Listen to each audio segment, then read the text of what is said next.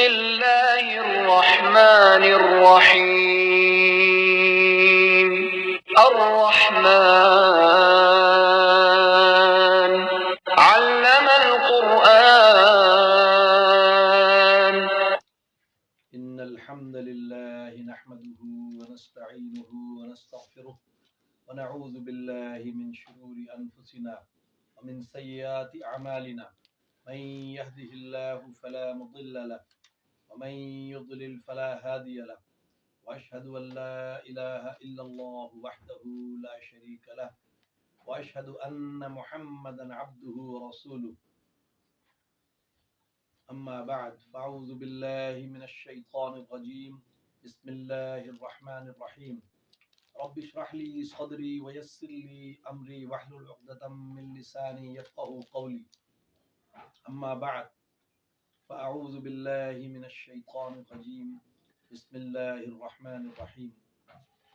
اللهم أرنا الحق حقا وارزقنا اتباعه وأرنا الباطل باطلا وارزقنا اجتنابه.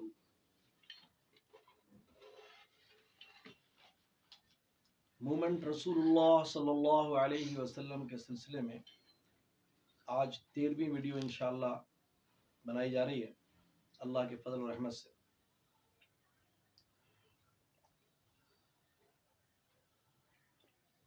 سورہ بقرہ کی آیت نمبر 97 سے شروع کر رہے ہیں انشاءاللہ تعالی، اور 103 نمبر آیت پہ مکمل ہو جائے۔ قل من كان عدوا لجبريل فإنه نزله على قلبك بإذن الله مصدقا لما بين يديه وهدى وبشرى للمؤمنين۔ سورہ بقرہ کی آیت نمبر 97۔ کہہ دیں جو جبریل کا دشمن ہو تو بے شک اس نے آپ کے دل پر نازل کیا ہے قرآن اللہ کے حکم سے، اس کی تصدیق کرنے والا جو اس سے پہلے نازل ہوا، یعنی اور کتابیں جو اللہ کی طرف سے نازل ہوئی ہدایت تھیں اور ہدایت ہیں قرآن سمیت، اور خوشخبری ایمان والوں کی۔ یہ آیت کا شان نزول یہ ہے کہ یہودیوں کے کچھ علماء رحمت اللہ عالمین صلی اللہ علیہ وسلم کے پاس آئے اور انہوں نے آپ سے پوچھا کہ ہمارے پاس کچھ سوالات ہیں، کیا آپ ان کے جوابات دے دیں گے؟ آپ نے فرمایا ہاں، جو چاہو پوچھو، میں تمہیں اس کا جواب دوں گا۔ تو انہوں نے یہودیوں کے ذہن میں یہ بات بیٹھی ہوئی تھی کہ، اور انہوں نے یہ کہہ بھی دیا کہ یہ سوال جو ہیں ہم کر رہے ہیں، ان سوالوں کے جواب سوائے نبی کے کوئی اور نہیں دے سکتا، اور ہم یہ دیکھ رہے ہیں اگر آپ نے ان کے صحیح جواب دے دیے تو پھر اس کا مطلب ہے آپ سچے رسول ہیں، سب سچے نبی ہیں، تو ہم آپ پر ایمان لے آئیں گے۔ جب رسول اللہ صلی اللہ علیہ وسلم سے سوالات کیے گئے تو آپ نے ان کے جوابات بالکل صحیح دے دیے۔ تو پھر انہوں نے ایک سوال کیا تو کہنے لگے کہ آپ پر وحی کون لاتا ہے؟ جبرائیل رحمت اللہ عالمین صلی اللہ علیہ وسلم نے فرمایا کہ مجھ پر وحی جبرائیل علیہ السلام لے کر آتے۔ تو پھر انہوں نے کہا کہ جبرائیل تو ہمارا دشمن ہے، وہ تو عذاب لاتا ہے، وہ تو وحی کے ساتھ ساتھ اور بھی بہت سے احکامات پورے کرتا ہے اللہ کے، اور جنگ کرتا ہے، حرب و قتال کرتا ہے، تو جبرائیل کہ وہ تو ہمارا دشمن ہے۔ اور یہ بہانہ تراشنے کے بعد وہ چلے گئے، انہوں نے کہا کہ نہیں، ہم آپ پر ایمان نہیں لائیں گے کیونکہ جبرائیل جو ہے دشمن۔ تو اللہ تعالیٰ نے آیت نازل فرمائی کہ کہہ دیں جو جبرائیل کا دشمن ہو تو بے شک اس نے یہ آپ کے قلب اطہر پر نازل کیا ہے اللہ کے حکم سے، اس کی تصدیق کرنے والا جو اس سے پہلے ہے، ہدایت اور خوشخبری ایمان والوں کی۔ پھر آگے فرمایا من کان عدوا للہ وملائکتہ ورسلہ وجبریل ومیکال فإن اللہ عدو للکافرین۔ جو دشمن ہو اللہ کا اور اس کے فرشتوں اور اس کے رسولوں کا اور جبرائیل اور میکائیل کا تو بے شک اللہ کافروں کا دشمن ہے۔ البتہ ہم نے آپ کی طرف واضح نشانیاں اتاری اور ان کا انکار صرف نافرمان کرتے۔ کیا ایسا نہیں کہ جب بھی انہوں نے کوئی عہد کیا تو اس کو توڑ دیا ان میں سے ایک فریق نے، بلکہ اکثر ان کے ایمان نہیں لاتے۔ یعنی کچھ لوگوں نے تو مان لیا اور کچھ لوگوں نے جو ہے بلکہ اکثریت نے نہیں مانا، جو اللہ سے انہوں نے عہد کیا تھا انہوں نے اکثر نافرمانی کی ہے، اللہ کے عہد توڑے۔ آگے فرمایا وَلَمَّا جَاءَهُمْ رَسُولٌ مِّنْ عِندِ اللَّهِ مُصَدِّقٌ لِّمَا مَعَهُمْ نَبَذَ فَرِيقٌ مِّنَ الَّذِينَ أُوتُوا الْكِتَابَ، اور جب ان کے پاس ایک رسول آیا اللہ کی طرف سے، اس کی تصدیق کرنے والا جو ان کے پاس ہے، تو پھینک دیا ان کے ایک فریق نے اللہ کی کتاب کو اپنے پیٹھ کے پیچھے، گویا وہ جانتے ہی نہیں۔ یہ آیت بڑی اہم ترین ہے آج کے درس میں، انشاءاللہ تعالیٰ اس پر ہم درس مکمل ہونے کے بعد ڈیٹیل سے بات کریں گے انشاءاللہ تعالیٰ۔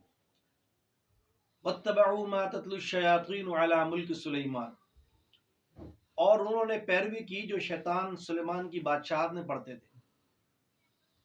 وَمَا كَفَرَ سُلَيْمَانَ، اور کفر نہیں کیا سلیمان علیہ السلام نے، وَلَكِنَّ الشَّيَاطِينَ كَفَرُوا يُعَلِّمُونَ النَّاسَ السِّحْرَ، لیکن شیطانوں نے کفر کیا، وہ لوگوں کو جادو سکھاتے تھے۔ وَمَا أُنزِلَ عَلَى الْمَلَكَيْنِ بِبَابِلَ هَارُوتَ وَمَارُوتَ، جو بابل میں ہاروت اور ماروت دو فرشتوں پر نازل کیا گیا۔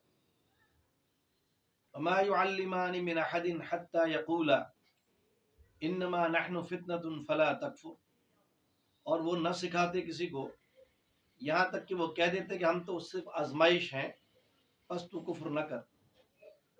فَيَتَعَلَّمُونَ مِنْهُمَا مَا يُفَرِّقُونَ بِهِ بَيْنَ الْمَرْءِ وَزَوْجِهِ، سو وہ سیکھتے ان دونوں سے وہ کچھ جس سے خامن اور بیوی کے درمیان جدائی ڈالتے، یعنی میاں بیوی کے درمیان جھگڑے کرانا یہ شیطان کا خاص کام ہے۔ ایک روایت کے مطابق شیطان رات کو سمندر پہ تخت لگاتا ہے اور تمام چیلوں کو، اپنے جنات کو، شیاطین کو حکم دیتا ہے کہ سب آؤ اور مجھے اپنی اپنی کارکردگی بتاؤ کہ تم نے کس کس کو کس طرح گمراہ کیا۔ سب اپنے اپنے بتاتے ہیں قصے کہانیاں، کوئی کہتا ہے میں نے یہ کر دیا، میں نے فلانی جنگ کرا دی، فلانے کو جھگڑا کرا دیا، فلانے میں الٹے سیدھے کام لوگوں سے کروائے ہیں۔ ایک چھوٹا تھا شیطان جو ہے سائڈ میں کونے میں بیٹھا ہوتا، اس سے پوچھتا کہ بھائی تم نے کوئی کام ہم نہیں کیا آج، خیریت؟ تمہاری بھی ڈیوٹی میں نے لگائی تھی کہ لوگوں کو گمراہ کرو۔ وہ کہنے لگا بھائی مجھے تو کوئی مجھ سے کام آج خاص نہیں ہوا، بس واپسی میں جا رہا تھا تو دو میاں بیوی بڑے آپس میں محبت سے باتیں کر رہے تھے، میرے دل میں آیا کہ چلو انہی دونوں کو لڑوا دوں۔ تو میں گیا اور ان کے دل میں وسوسے ڈالے، ایک دوسرے سے الٹی سیدھی باتیں کروائیں اور پھر ان کی دونوں کی لڑائی کروا دی، یعنی میاں بیوی کا زبردست جھگڑا کروا دیا میں نے اور ان کی جدائی بھی کروا دی۔ وہ اٹھا اور اس نے اسے گلے لگایا، اس نے کہا او ہو تو نے تو سب سے بڑا کام تو نے کیا ہے۔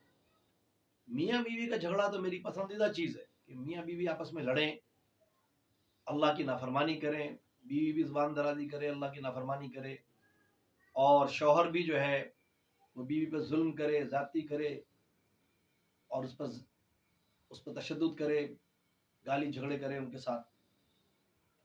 تو مطلب اس سے یہ ظاہر ہوا کہ یہ کام کوئی چھوٹا موٹا کام نہیں ہے۔ جب دو میاں بیوی لڑتے ہیں تو شیطان اس سے بہت خوش ہوتا ہے، اور حتیٰ کہ یہاں تک بھی ہو جاتا ہے کہیں کہیں تو طلاق تک نوبت پہنچ جاتی ہے۔ اور یہ اللہ کے رسول صلی اللہ علیہ وسلم نے فرمایا کہ حلال کاموں میں سب سے بدترین کام طلاق ہے۔ اللہ تعالیٰ اس سے بالکل راضی نہیں ہے، اس چیز سے کہ دو میاں بیوی کی جدائی ہو جائے، کیونکہ اللہ تعالیٰ ایک نظام چاہتے ہیں، پاکیزہ نظام، خاندانی نظام جو نکاح پر منتج ہوتا ہے۔ نکاح کرتے ہیں، پھر ان سے ایک محبت، اللہ تعالیٰ نے قرآن میں آیت میں کہا کہ ہم نے میاں بیوی کے درمیان محبت ڈال دی اور محبت ہو جاتی ہے۔ تو یہ اللہ کو بڑا پسند ہے میاں بیوی کی محبت، کہ انسان اس سے، شیطان سے بچتا ہے، بدکاری سے بچتا ہے، زنا سے بچتا ہے، اور نکاح کا یہ بہت بڑا انعام ہے۔ اس سے پھر اولاد نصیب ہوتی ہے اللہ کے فضل رحمت سے، جس سے اللہ چاہتے ہیں اولاد عطا فرماتے ہیں، جس کو صالح اولاد مل جائے اس کو دنیا اور آخرت کی بھلائی مل گئی۔ تو مطلب یہ کہ وہ شیاطین بھی یہی کام کرتے تھے کہ میاں بیوی کے درمیان جدائی ڈالتے تھے۔ آگے اللہ فرما رہے ہیں وَمَا هُمْ بِضَارِّينَ بِهِ مِنْ أَحَدٍ إِلَّا بِإِذْنِ اللَّهِ، وہ اس سے کسی کو نقصان نہیں پہنچا سکتے تھے مگر اللہ کے حکم سے، اور وہ سیکھتے ہیں جو انہیں نقصان پہنچائے۔ یعنی کہ جادو جو ہے وہ تو ایسی حرام ہے، کفر ہے۔ جو شخص بھی جادو سیکھے گا اور وہ جادو لوگوں کو سکھائے گا اور اس کے ذریعے سے وہ لوگوں کو گمراہ کرے گا تو وہ کفر کر رہا ہے، تو وہ اسے آگے جا کے زبردست نقصان ہوگا. موت کے بعد تو اسے اندازہ ہو جائے گا، دنیا میں بھی بہت سے نقصان اس کو ہوتے ہیں، پتہ چل جاتا ہے، اندازہ ہو جاتا ہے. اور آخرت میں تو ہے ہی جہنم، اور کفر ہے تو ظاہر سزا اس کی جہنم ہے. بئس المصیر، بہت بری جگہ ہے لوٹنے کی. آگے اللہ تعالیٰ فرما رہے ہیں کہ وَلَقَدْ عَلِمُوا لَمَنِ اشْتَرَاهُ مَا لَهُ فِي الْآخِرَةِ مِنْ خَلَاقٍ، البتہ وہ جان چکے ہیں جس نے یہ خریدا، اس کے لیے آخرت میں کوئی حصہ نہیں. یعنی جادو کو استعمال کرنا، جادو کی پیروی کرنا، اللہ تعالیٰ نے مَا لَهُ فِي الْآخِرَةِ مِنْ خَلَاقٍ، آخرت میں اس کا کوئی بھی حصہ نہیں ہے. جو شخص جادو کے اس میں کام کرتا ہے، جادوگری کرتا ہے، جادوگر بنتا ہے. وَلَبِئْسَ مَا شَرَوْا بِهِ أَنفُسَهُمْ لَوْ كَانُوا يَعْلَمُونَ، اس کے لیے آخرت میں کوئی حصہ نہیں. اور البتہ برا ہے جس کے بدلے انہوں نے اپنے آپ کو بیچ ڈالا، یعنی ہدایت کے بدلے گمراہی لے لی. لَوْ كَانُوا يَعْلَمُونَ، کاش وہ جانتے ہوتے. وَلَوْ أَنَّهُمْ آمَنُوا وَاتَّقَوْا لَمَثُوبَةٌ مِّنْ عِندِ اللَّهِ خَيْرٌ، اور اگر وہ ایمان لے آتے اور پرہیزگار بن جاتے تو اللہ کے پاس اچھا بدلہ پاتے. کاش وہ لَوْ كَانُوا يَعْلَمُونَ، کاش وہ جانتے ہوتے. رکوع یہاں مکمل ہو گیا. ہماری ایک عادت ہے کہ ہم جب رکوع مکمل ہو جاتا ہے تو اس رکوع میں غور و فکر کرتے ہیں. کوئی ایسی خاص آیت ہوتی ہے جو اس رکوع کی اہم ترین آیت ہوتی ہے، اس پر پھر ہم خاص ڈسکس کرتے ہیں، سیکھنے کی کوشش کرتے ہیں، اور جہاں تک ہمیں علم ہوتا ہے اس کو آگے پہنچانے کی کوشش کرتے ہیں. اب اس پورے رکوع کے اندر میرے پاس جو آیت اس وقت ہے، اہم ترین آیت، وہ ہے سورۃ البقرہ کی آیت نمبر 101. کون سی؟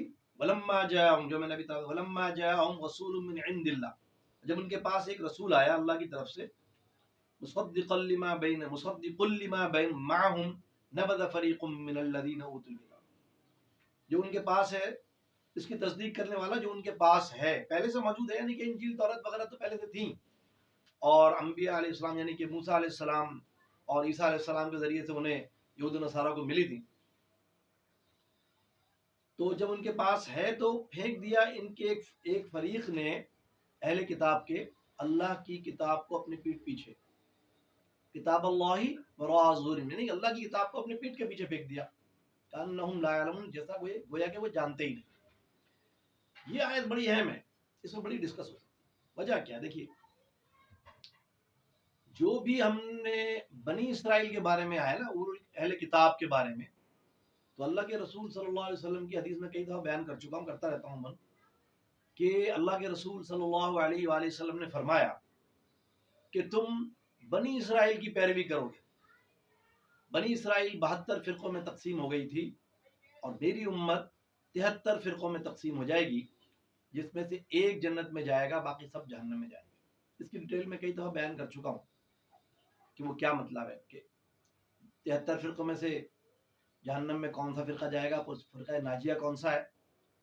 یہ بات تو پکی اٹل ہے، پتھر پہ لکیر ہے کہ فرقہ بندی کا دور تو ہے، فتنوں کا دور، آزمائش کا دور، یہ بڑا خطرناک دور جا رہا ہے. 14ویں صدی کے علماء کرام، بات علماء کرام کی ہو رہی ہے، عام آدمی کی نہیں ہو رہی بات.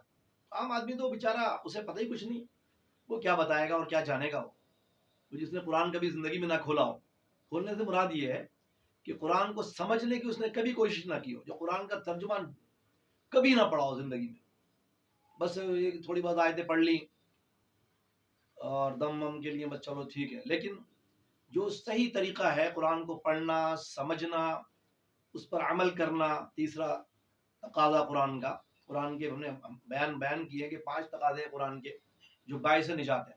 5 ڈیمانڈ آف قرآن. اکثر ہم بار بار یہ بات سمجھاتے ہیں کہ کوئی بھی گاڑی اس کو فرسٹ گیئر میں ڈال دیں تو آپ کو منزل تک نہیں پہنچائے گی. اور یہ آپ سب کو اچھی طرح معلوم ہے کہ ایک گاڑی جو جنت کی طرف لے کے جائے گی آپ کو، اس گاڑی کا نام ہے قرآن العظیم، قرآن عظیم. اور اس گاڑی کو ڈرائیو کون کرتا ہے؟ محمد الرسول اللہ صلی اللہ علیہ وسلم. قرآن کیا ہے؟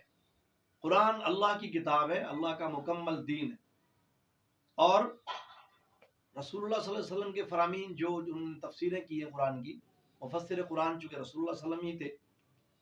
آج کل کے علماء جو ہیں وہ کر رہے ہیں، لیکن وہ وہ رسول اللہ صلی اللہ علیہ وسلم کا مقابلہ تو کوئی بھی نہیں کر سکتا. وہ کہیں جی ہم کہہ رہے ہیں ہمارے طرف آ جاؤ، ہماری پیروی کرو، ہماری بتائی ہوئی باتوں کو فالو کرو، اس پر عمل کرو. نہیں، عمل صرف اور صرف رسول رحمت اللہ عالمین صلی اللہ علیہ وسلم کے طریقے میں ہوگا. قرآن سنت، قرآن پر عمل سنت کے مطابق رحمت اللہ عالمین صلی اللہ علیہ وسلم کے بتائے ہوئے اور کر کے دکھائے گئے طریقوں پر عمل کرنے کا نام سنت ہے اور قرآن پر عمل ہے. اب کتاب اللہ کو پیٹھ کے پیچھے پھینکنا، تو آپ کہیں گے تو یہودیوں کے بارے میں آئے تھے، یہ تو اوت الکتاب، اول الکتاب، اہل الکتاب کے بارے میں، اہل کتاب کے بارے میں یہ آیتیں ہیں. نہیں، ہر وہ آیت جو کام اللہ کے رسول صلی اللہ علیہ وسلم کے حکم کے مطابق، ہر وہ کام جو یہود و نصارہ نے کیا ہے وہ یہ امت کرے گی اور اس امت کے علماء کریں گے. ظاہر فرقہ تو کوئی علماء عالم بناتا ہے. دیوبندی ایک فرقہ بن گیا، کس نے بنایا؟ عالم نے، علماء دیوبند نے بنایا. بریلوی ایک فرقہ ہے، وہ فرقہ کس نے بنایا؟ ان کے عالم نے بنایا. اہل حدیث بھی اڑ گئے اس بات پہ کہ ہم تو اہل حدیث ہیں، حالانکہ اہل حدیث کوئی نام قرآن سے ثابت ہی نہیں ہے. قرآن میں اللہ نے کہا هو سماکم مسلمین من قبل وفی، کہ تم مسلم بن جاؤ، مسلم معنی فرما بردار بن جاؤ، اللہ کے احکامات کی پیروی کرو. اب آج دیکھ لیجئے علماء کرام کے دروس سن لیجئے، بڑے بڑے ممبروں میں بیٹھے ہیں بڑے بڑے علماء کرام، داڑیاں پگڑیاں سب کچھ ہے، مگر قرآن بیان نہیں ہو رہا ہے کہیں بھی. قرآن چونکہ ان کو پتہ ہے کہ عوام اور پبلک پسند ہی نہیں کرتی قرآن سننا.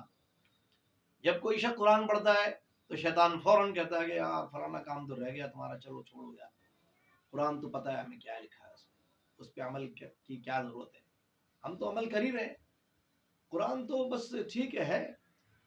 اب جب ان کو لطیفے سنائے جاتے ہیں، قصے کہانیاں سنائی جاتی ہیں، تو ٹھٹ کے ٹھٹ رش کے رش ہوتے ہیں، بہت بڑی بڑی جماعتیں، فرقے، بڑے بڑے اپنے مسلک کے. لیکن مسلک کا ہی درس ہوتا ہے، درس جب بھی ہوگا تو اپنے مسلک کا ہوگا. عام آدمی کا درس جیسے قرآن کا درس ہو تو وہ تو کسی مسلک کی کتاب نہیں ہے نا، وہ تو اللہ کی کتاب ہے. اللہ رب العالمین ہے، کسی مسلک کا رب تو اللہ ہے ہی نہیں، اللہ تو رب المسلمین بھی نہیں ہے. مسلم کے معنی فرما بردار ہیں، نہ کہ یہ کہ جی میرا تعلق جماعت المسلمین سے ہے لہذا میں مسلم ہوں. نہیں، جماعت المسلمین تو آج کی پیداوار ہے بھائی. فرقہ مسعودیہ کہنا چاہیے اس کو. مسعود جو ہے وہ جو جن کا انتقال ہو گیا، اب کوئی اور امیر ہیں ان کے، انہوں نے ایک جماعت بنا لی اور کہہ دیا جی جو میری پیروی کرے گا وہ ٹھیک ہے مسلم ہو گیا، اور جو میری پیروی نہیں کرے گا وہ دائرہ اسلام سے خارج ہو گیا. اس جماعت کے بارے میں بھی میں رہا ہوں اس جماعت میں. جب ان کے یہ عقائد سامنے آئے کہ کوئی بھی نہیں ہے مسلم سوائے ہمارے ہماری جماعت کے، نماز بھی ہمارے ساتھ پڑھو، اور تمام جتنی مسجدیں ہیں دیوبندی بریلوی اہل حدیث سب کافروں کی مسجدیں ہیں اور وہاں نماز نہیں ہوتی. تو میں نے سوال کیا، میں نے کہا کہ بھئی یہ جو سارے کافر ہیں تو پھر اگر میں عمرہ کرنے جاؤں تو مسجد الحرام کے بارے میں کیا فرمان ہے آپ کا؟ تو کہنے لگے وہاں بھی کفر ہو رہا ہے، وہ بھی حنبلی فرقہ ہے، لہذا وہاں بھی نماز نہیں ہوگی، نماز دوہرا لیا کرو. اس طرح مدینہ میں بھی نماز نہیں ہو رہی. تو پھر میں نے اس جماعت کو چھوڑا اور میں نے کہا کہ یہ جماعت المتکبرین ہے، یعنی کبر ہے. پھر ایک سوال اور بھی کیا گیا، لوگوں نے بہت سے سوالات کیے کہ بھائی یہ میرے ماں باپ تو ابھی جماعت میں نہیں آئے، ان کا کیا حال ہے؟ تو فرمایا گیا کہ جماعت میں ماں باپ نہیں آ رہے تو کافر ہیں، ان کو بھی سلام مت کرو. سلام کرنا بھی حرام ہے، سلام کا جواب بھی دینا حرام ہے. اور پھر یہ کہنا کہ ماں باپ کا جنازہ بھی نہیں پڑھو. اور اپنی آنکھوں سے دیکھا گیا ان کے مریدوں کو، جو کٹر مرید ہیں، جن کے دماغ میں ٹوپا پہنا دیتے ہیں وہ، اور اس کے بعد کسی کی بات ان کو نظر نہیں آتی، نہ اللہ کی بات، نہ رسول کی بات، نہ دنیا میں کسی کی بات ماننے کو تیار ہوتے ہیں، حتیٰ کہ ماں باپ کیا اور وہ سب ختم. مکہ کے امام ائمۃ مسجد الحرام اور مسجد النبوی، جس کے بارے میں حدیث ہے کہ جس نے مسجد الحرام میں نماز پڑھی اس کو 1,00,000 نمازوں کا ثواب ملے گا. جبکہ یہ لوگ اہل حدیث کا ایک فرقہ تھا، اس میں سے یہ بن گئے، انہوں نے جماعت المسلمین بنا لی. مزید تفصیل میں بیان کروں گا انشاءاللہ تعالیٰ، کیونکہ میں رہ کے آیا ہوں اور اپنی آنکھ سے میں نے دیکھا ہے کہ ان کے اعمال کیا ہیں، ان کے عقائد کیا ہیں.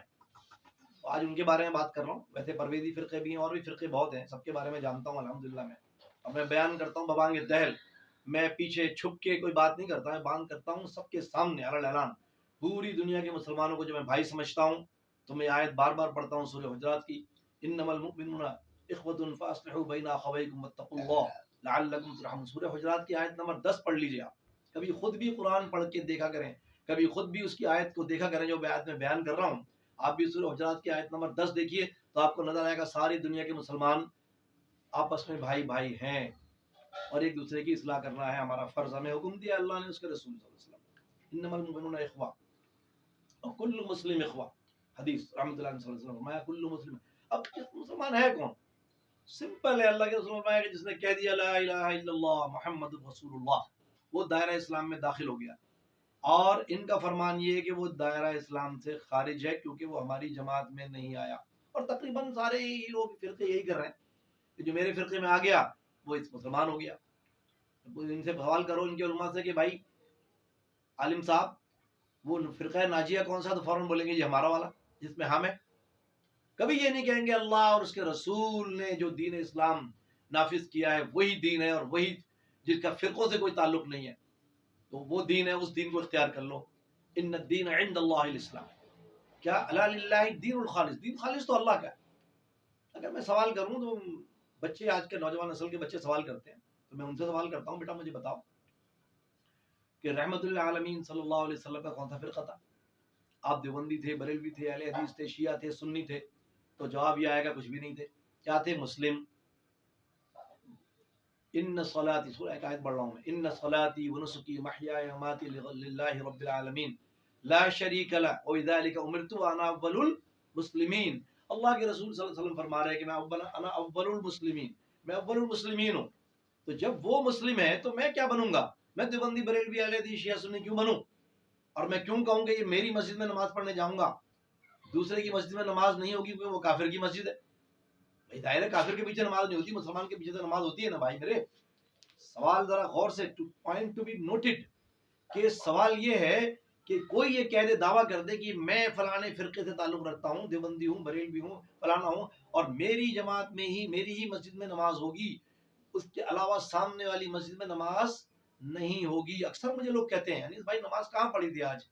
صبح تو میں نے فجر تو یہاں پڑھی تھی اور ظہر وہاں پڑھ لی ہے. وہ تو ان کی فلانے فصل کی ہے، وہاں تو آپ کی نماز نہیں ہوئی. میں نے کہا آپ کی نہیں ہوتی ہوگی، میری تو الحمدللہ ہر جگہ ہوتی ہے، ہر جگہ میں نماز پڑھ لیتا ہوں الحمدللہ. تو بات سمجھنے کی میرے بھائی، دین کس کا ہے؟ اللہ کا. کس نے بنایا؟ اللہ نے. اور رسول اللہ صلی اللہ علیہ وسلم نے کیا دین بنایا یا پہنچایا؟ تو جواب کیا آئے گا؟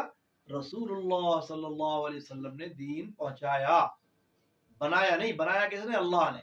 دین اللہ کا ہے اور اللہ نے بنایا ہے، اور رحمت للعالمین صلی اللہ علیہ وسلم نے صحابہ کرام کو پہنچایا ہے، اور صحابہ کرام نے تابعین تبع تابعین ایک سلسلہ چلتا چلا آ رہا ہے. لیکن جب بھی آپ کہیں گے، پھر وہ 4 امام کی بات آ جاتی، وہ جی 4 امام ہیں، 4 اسلام ہیں، حنفی، شافعی، مالکی، دیوبندی، بریلوی. ہم جانتے ہیں، ہمیں پتہ ہے الحمدللہ.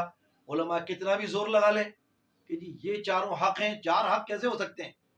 میرا بھی لاجیکل سوال ہے کہ 4 حق کیسے ہو سکتے ہیں؟ حق تو صرف ایک ہوگا، اور وہ قرآن میں مکمل موجود ہے، قرآن کے اندر مکمل دین.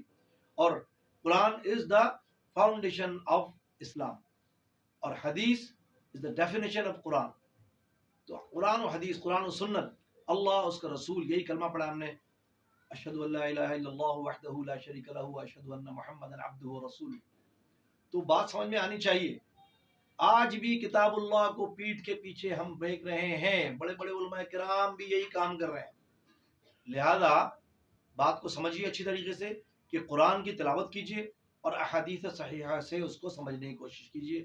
انشاءاللہ تعالی آپ جو ہے، ہم اس کی کوشش کر رہے ہیں چھوٹی سی مومنٹ رسول اللہ صلی اللہ علیہ وسلم کا نام اس لیے رکھا ہے کہ رسول اللہ صلی اللہ علیہ وسلم کا دین ہے، ہمارا دین تو ہے ہی نہیں، نہ آپ کا دین ہے، نہ میرا دین ہے، نہ میری مسجد، نہ تیری مسجد، نہ تیرا اسلام، نہ میرا اسلام. اللہ اس کے رسول کا دین، اس پر عمل کرنا مشکل ہے، عمل کی ضرورت ہے انشاءاللہ تعالی. اور انشاءاللہ ہم یہ پورا قرآن بیان کریں گے جتنی ہماری استطاعت، اتنا ہمیں علم ہے. تو آخر انشاءاللہ تعالی اللہ تعالی ہمیں اور آپ کو عمل کی توفیق دے اور جہنم سے نجات عطا فرمائے.